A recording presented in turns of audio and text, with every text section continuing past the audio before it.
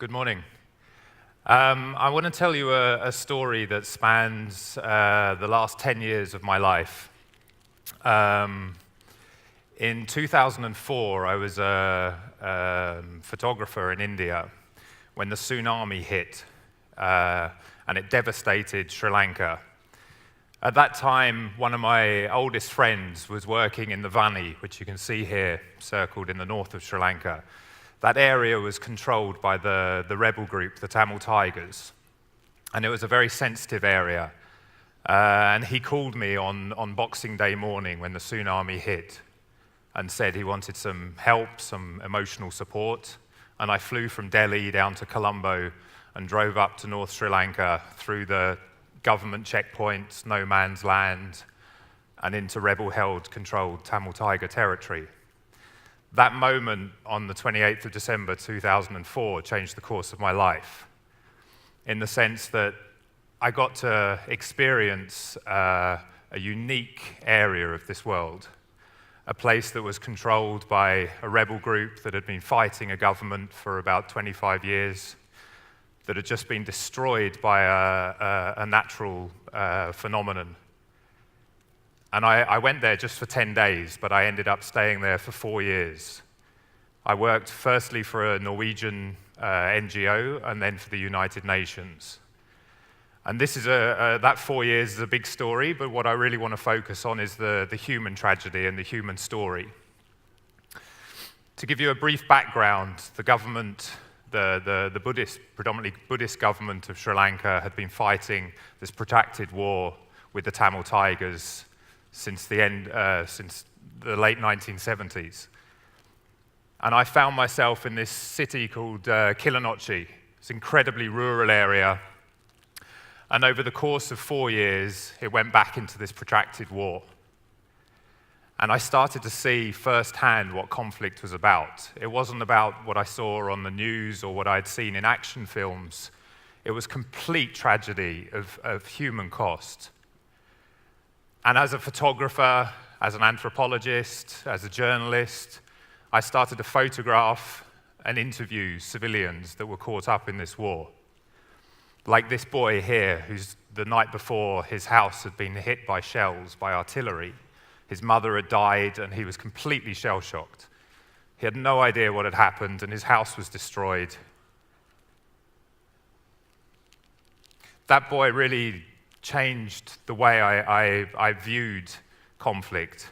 And I started to kind of follow these communities, photographing them, and understanding how when conflict comes to your doorstep and you have to flee your house, when your house is destroyed, your mother is killed, and you have to jump on a tractor like this and leave your home.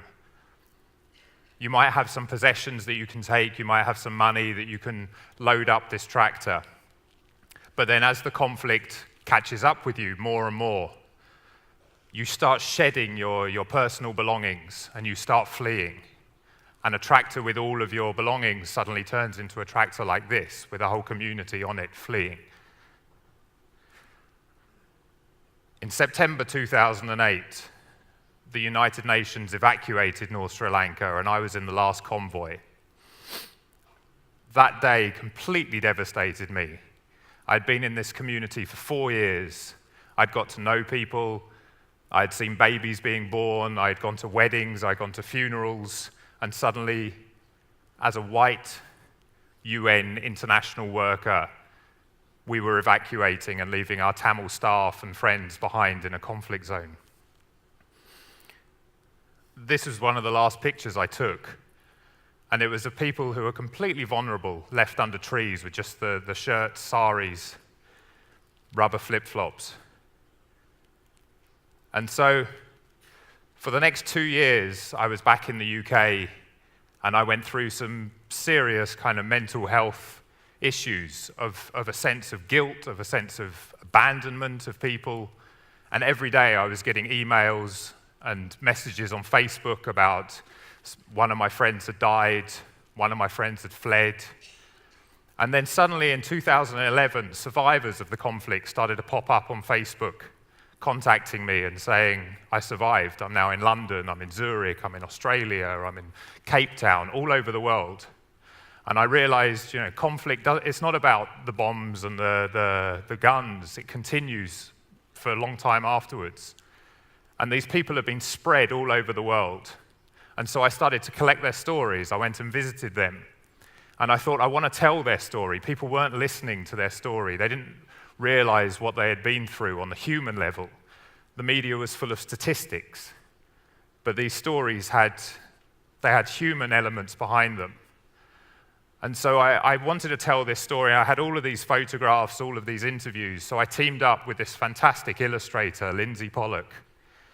And we started going through all of my material and interviewing people. And we started to pull in my Tamil friends and asking them, how can we tell your story? And so we thought, let's do it with comic books. Let's try and engage people through art. And so we started, this was one of the first ones that we looked at, and we were using my photographs and trying to tell this story of this girl, Stella. And comic books have this wonderful way of anonymizing people's faces. So we can use that photograph, it's just her back, but then we draw the rest of her.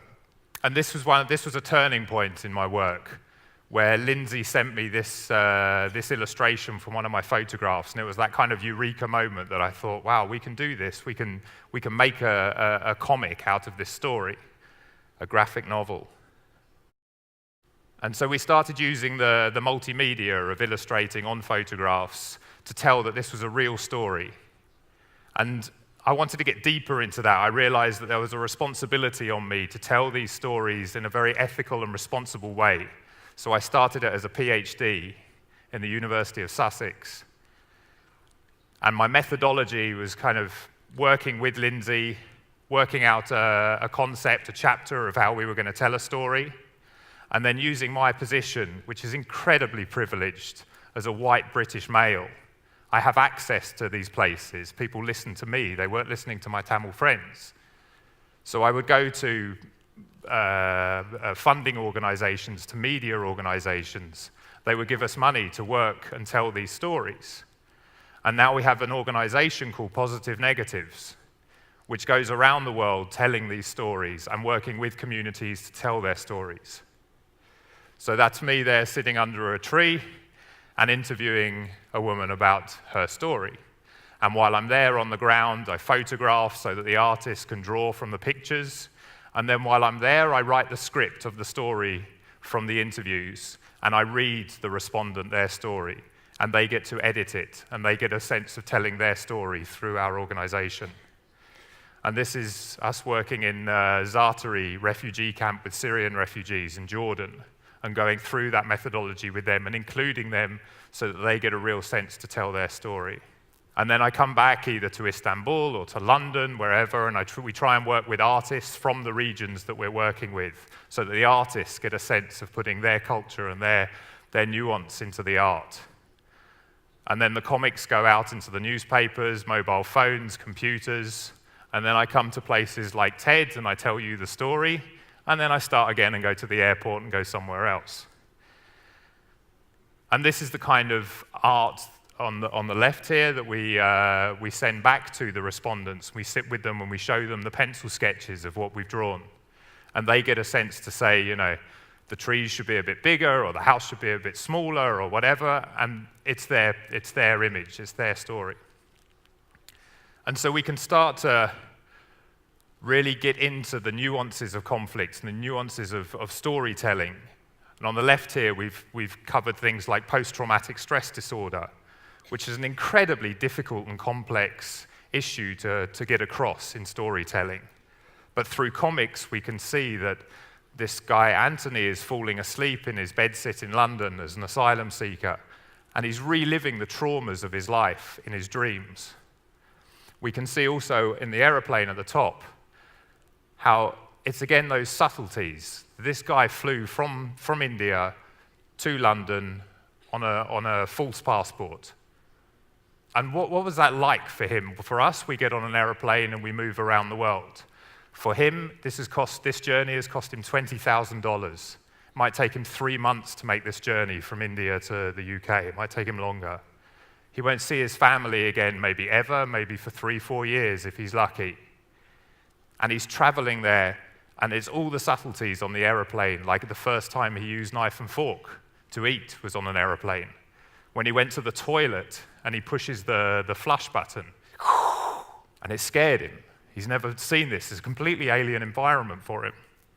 And then when he arrives in London and he's walking through an alien environment, and how the media, how the general public portray this character on the streets.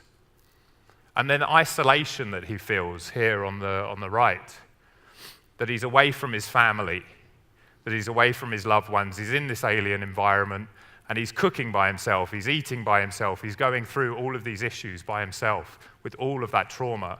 And we can try and get that out through the art. And we've been working a lot with torture victims. And again, another headline in the newspapers of torture. We're hearing about it all the time. But what's it really like to go through 6 months, 1 year of torture? And so we work with these very, very sensitive issues. And we work with someone who survived torture and sit next to them with their therapist. And we take their stories and we work with them to tell their stories, and then we deliver the art back to them. And they get to see and confront those demons and those memories and those dreams of what they went through. And again, the nuances of being tortured, that again and again the stories came up that while they were being tortured, it was their wife and child or their loved ones that they were thinking about. What happens if I don't make it through this? What happens to them?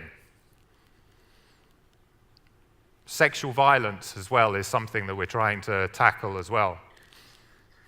What's it like for a woman to go through an experience like this of a domestic maid in Saudi Arabia who is attacked on a daily basis by her employees and is trapped in a household in Saudi where they have her passport and she can't go back?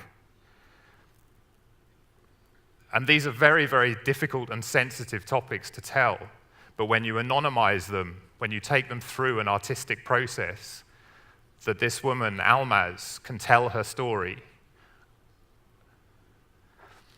And then when you get to Europe, and you're an asylum seeker, you're a refugee, and you're suddenly confronted with stop and search by the police of a Muslim community. You're confronted with a xenophobic media that portrays you as a terrorist or a jihadi or whatever. And how does that make you feel? How does that make you interact with your new environment that's supposedly there to give you safety and shelter?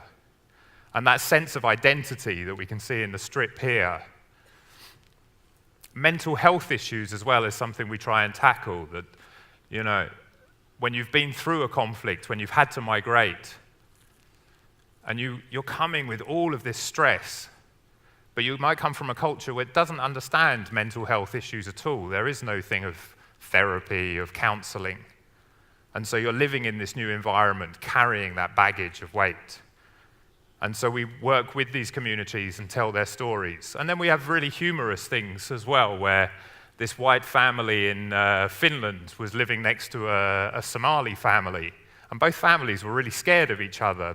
The Somali woman wore an abaya, and the Finnish guy, he made a cake for her. And he had obviously read a little bit of Arabic, and he goes in, he knocks on her door, and says, I made this cake for you, it's completely haram.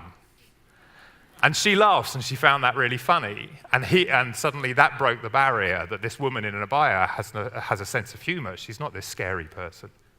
And now the children play together. And we can translate comics very easily. So this one of Almaz, the migrant worker in Saudi Arabia, is now in 15 languages. And we translate it into Arabic, Swahili, Somali. We take them to schools, and we can teach children about the dangers of going to the Gulf as a migrant worker, about growing up, about asylum. We test pilot these comics in schools in the UK, and again try and tackle some of the theories and some of the statistics that the students are reading in their textbooks, and delivering those stories as a human story. That it's not about 20,000, it's about someone's daughter, it's about someone's father. And so now we're doing projects all over the world telling stories like this. And what brought me here to Istanbul last year was to try and tell the story of Syria. But again, not about the 2 million Syrians that are now located around this region as refugees, but about the economies of migration. How much does it cost? How do you do it? How does this family leave Dara in Syria and make it to Sweden? How does that journey work? How much does it cost? What do you take with you? What do the children feel? What do they remember? What are their dreams? What are their memories? And so we work with these communities and try and get that story out there through these very, very nuanced details.